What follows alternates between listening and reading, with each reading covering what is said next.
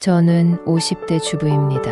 하나 특별한 점이 있다면 어렸을 때부터 외모에 대한 칭찬을 굉장히 많이 받았다는 점이죠. 공부를 잘해도 좋은 대학을 가도 언제나 제 외모에 대한 칭찬이 가장 우선이었습니다. 어렸을 때는 치기도 있고 자존심도 강해 그런 말이 듣기 싫었어요. 온전히 나라는 사람 자체를 봐주는 사람을 만나고 싶단 생각이 강해지더군요. 그럼에도 불구하고 부모님은 원하는 집안 자녀와 저를 결혼시키셨습니다. 상대방도 나쁜 조건은 아니었어요. 현재 남편이죠. 좋아요. 구독 부탁드려요. 크게 잘해주거나 다정다감한 것은 아니었지만 부족한 건 없었습니다. 집안 사업 물려받아 크게 키워서 다달이 제가 쓸 수 있는 돈에도 큰 제한은 없었습니다. 아이들도 낳고 그럭저럭 살았어요. 저 역시 아이들 열심히 돌보고 내조하다 보니 어느덧 50이 훌쩍 넘었네요. 열심히 살아왔다고 생각했는데 특별한 제 커리어가 남지 않았다는 게 요즘은 너무나 아쉽게 느껴집니다. 그나마 돈은 부족하지 않았으니 하나 남은 외모라도 열심히 관리하자 싶었어요. 피부과도 주기적으로 다녔더니 크게 손대지 않아도 또래보단 훨씬 낫더군요. 저보다 6살 연상인 남편도 어딜 가면 제 외모의 어깨가 으쓱합니다. 아직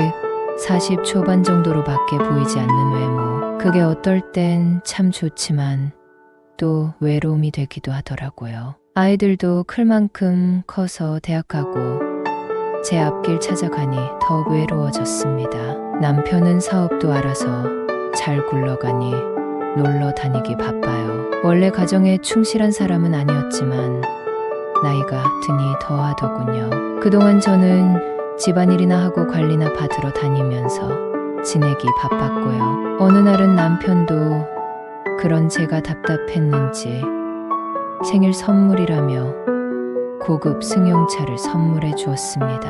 면허는 20대에 따놓긴 했지만 30년 가까이 운전대를 잡아본 일도 없어요. 운전을 해야 한다고 생각도 하지 않았고요. 알고 보니 남편이 한 달 동안 친구들과 여행을 간다 하네요. 친구네 제주도 별장에서 쉬면서 라운딩 돌며 한량처럼 지내다 온다는데 제 허락이 필요했겠죠. 그러니 기 좀 살게 차도 사준 거고 이왕이면 저도 심심하지 않게 지내라는 의미였나 봅니다. 그렇다고 제가 단박에 운전이 되나요?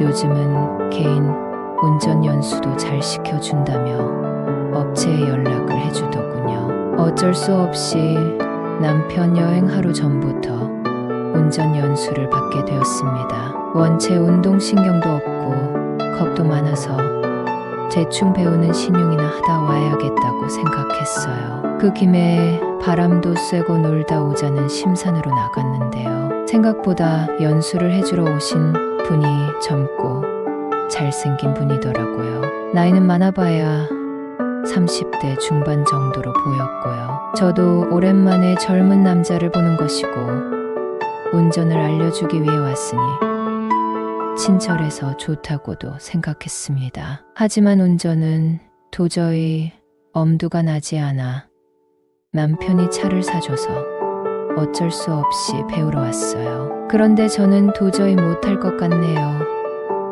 그냥 드라이브나 하다 가요. 라고 말했어요. 제 말은 들은 선생님께서는 호탕하게 웃으시면서 그래도 한번 배워보세요. 정말 별거 아니에요. 하면서 저를 밀어 운전석에 앉히더라고요. 그러면서 안전벨트, 사이드미러, 룸미러 등 조정하는 방법을 알려줬어요. 제가 잘못하고 헤매고 있으니 제 손을 살짝 잡고 알려주더라고요. 솔직히 거의 30년 만에 남편이 아닌 다른 남자가 제 손을 잡으니 심장이 너무 두근거리더라고요. 주책이라고 생각하면서도 은근히 손이 닿기를 바라게 되더라고요. 차 안에 둘밖에 없고 가까이서 말씀하시니 향수 냄새도 풍겨오고 솔직히 정신이 아찔해졌어요. 저는 제 스스로 굉장히 금욕적인 사람이라 생각해왔어요. 남편과 관계를 가지는 것도 즐겁지 않았는데 그렇다고 해서 다른 남자를 만나고 싶단 생각도 해보지 않았어요. 그냥 물 흐르는 대로 자연스럽게 살아왔다고나 할까요? 그런데 갑자기 젊은 선생님과 단둘이서 시간을 함께하게 되니 달라지더라고요. 안 될 관계인 건 알지만 그냥 무작정 설레고 들뜬 마음이었어요. 그러면서 동시에 제가 무서워하던 운전을 배우니 얼마나 몸이 긴장됐겠어요. 처음 운전을 배우고 들어온 날은 그냥 저희 아파트 주차장만 빙빙 돈 정도였는데도 몸살이 났더라고요. 다음 날 수업이 있는데 어쩌나 싶었어요. 몸을 통통 두드리면서 둘째 날도 수업을 하는 중이었는데 선생님께서 어디 불편하세요? 어깨가 많이 긴장하신 것 같아요. 조금만 힘 풀어보세요 하면서 제 어깨에 힘을 빼보라고 말을 해주시는데 별것 아닌 그 말에 오히려 더 긴장이 되더라고요. 그래도 셋째 날 수업은 첫날보단 운전이 많이 나아져서 집 근처는 어느 정도 돌 수 있는 정도 수준이 되었어요. 가끔 삐끗해서 브레이크를 세게 밟을 때면 제 앞을 막아주는 선생님 팔에 더 신경이 쏠렸던 날이기도 했고요. 남편도 아이들도 없는 집에 혼자 덩그러니 있다 보니 총 4일간의 수업이 이대로 끝나버리는 게 너무나 아쉽게 느껴졌어요. 넷째 날에는 가보고 싶었던 카페를 목적지로 해서 들렀다 오는 코스였는데요. 조금 쉴 겸 카페에 앉아 커피를 마시면서 이런저런 이야기를 하게 되더라고요. 선생님도 일찍 결혼하셨다가 아내분과는 이혼을 하신 적이 있다고 개인적인 얘기를 꺼내셨어요. 나이는 제가 예상했던 대로 36살이셨어요. 제가 50대라 하니 정말 놀라시더라고요. 마시던 커피 잔도 놓칠 뻔하면서 저는 40대 초반 정도로 봤어요. 저랑 얼마 차이 나지 않으시는 줄 알고 편하게 대했는데 죄송하네요 하시더라고요. 선생님이 나를 그렇게 젊게 봐주시니 기분이 좋더라고요. 서로 가벼운 장난도 치면서 이야기를 하다가 집으로 돌아오게 되었죠. 그날은 저에게 이제 운전 정말 잘하시네요. 이 정도면 몇 번 더 연습하시면 혼자 다니시는 것도 무리 없겠어요 하는 선생님이 얼마나 야속하던지요. 아, 네, 감사합니다 하고 별말 안 하고 집으로 돌아와 버렸어요. 여러분은 써리모의 영상을 재미있게 듣고 계십니다. 카페에서까지는 굉장히 들뜨고 가까워진 느낌이었는데 순식간에 어색해졌죠. 저 나름대로 서운하고 속상한 마음이 그렇게 나왔나 봐요. 그렇게 집까지 와서 주차장에 차를 대고 잠시 저와 선생님 둘 다 말없이 가만히 있었어요. 1분 정도밖에 되지 않았는데 별의별 생각이 다 들더라고요. 그래도 이대로 보내고 싶진 않아서 결국에는 제가 먼저 말을 꺼냈어요. 저 사회차 더 배우고 싶어요. 괜찮으신가요? 하고요. 최대한 사무적으로 이야기하려 했는데 심장이 쿵쿵거려서 목소리가 떨리더라고요. 그걸 듣고 선생님도 웃으시면서 네, 저도 좋습니다 하고 대답하셨어요. 그날부터 선생님과는 매일 같이 만났어요. 수업이 끝나고 난 후에도 드라이브 시켜준다는 핑계로 불러냈거든요. 선생님도 저와 같은 마음인지 알 수 없지만 그냥 제 욕심이라도 좋다는 생각밖에 없었습니다. 선생님도 거절 한번 하지 않고 나와주셨고요. 솔직히 남편이 여행에서 돌아오지 않았으면 좋겠다는 생각이 들었어요. 그래도 시간은 야속하게 잘만 흐르더라고요. 결국은 남편이 돌아오기 전날 마지막 만남을 가지게 되었는데요. 더 이상은 안 되겠다 싶어 남편이 내일 돌아온다네요. 제가 공항에 데리러 갈 수 있을 정도는 된 것 같아요. 하고 말해 버렸습니다. 그랬더니 선생님도 아무런 말씀하지 않고 계시더라고요. 저도 뭐라 말해야 할지 모르겠더라고요. 그렇게 차에 앉아 어색하게 시간만 흐르는데 순간 눈이 뜨거워지더라고요. 저도 모르게 눈물이 흘러나와서 수습하느라 정말 힘들었어요.